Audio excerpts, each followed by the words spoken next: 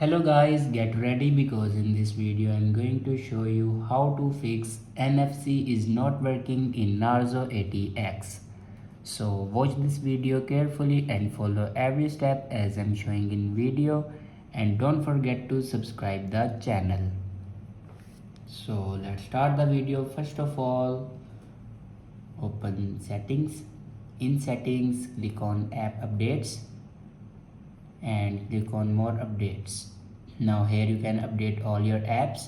After update all the apps, then go back and scroll down and click on system and update, and then click on software update.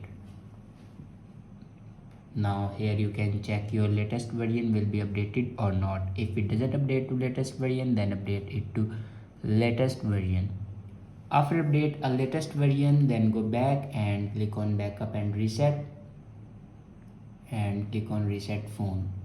Now here you can see the option reset all settings. Now click on it, and here enter your password to reset your all settings. After reset all the settings, then go back to your home screen and restart your device.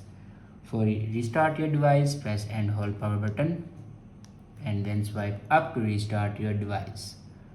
After doing these steps, your problem will be fixed. I hope this video is helpful for you. Thanks for watching.